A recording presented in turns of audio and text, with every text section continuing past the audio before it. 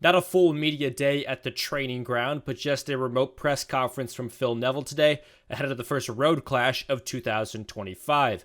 The selected 11 by Neville is expected to be similar to what it was last Saturday against Austin, but what goes into the center mid selection?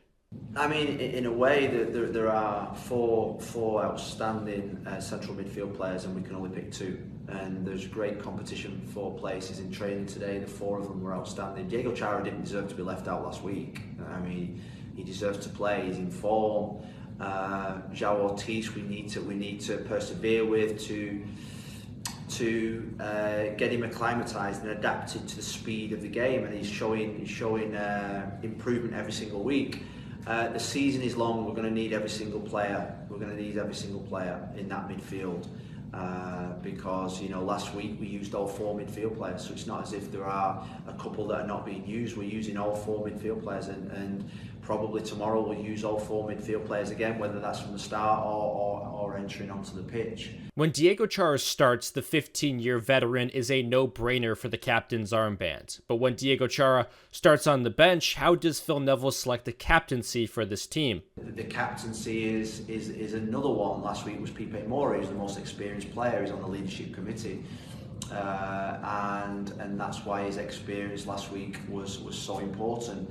And I'd say that when you get to the situations when you're looking around for captaincies like last week, Pipe obviously stood out because Diego wasn't starting.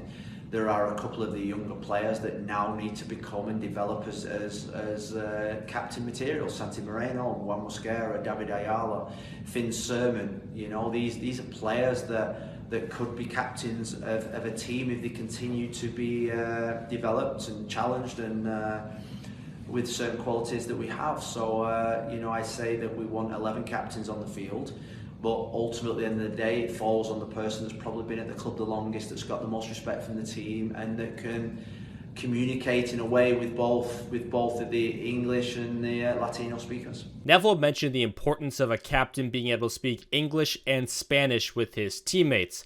Speaking with James Pantemis earlier in the week, he highlighted Santiago Moreno's improved English ability, and talking to people within the club last year, they mentioned that Juan Mosquera and Santiago Moreno were taking English lessons. Speaking of that duo, they both popped up on the Timbers injury report yet again. Here's Phil Neville with the update. Pretty good position where we could have Zuparic back, we've got Kamal Miller back. Santi Moreno's looking really good every single day in training. The only probably absentees at this moment in time are Mosquera, Jonathan Rodriguez, Max Crepeau. No, he's going to be back quick. It's important we get Max back quick because we want all our best players available for selection, available to compete.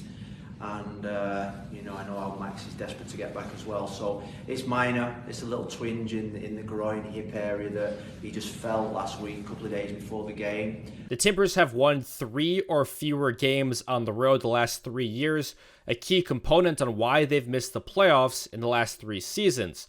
Though against Nashville SC, they've never lost. 2 wins and 2 draws in 4 all-time meetings. And Portland will look to put the right step forward in the road category tomorrow at 5:30 from Geodis Park.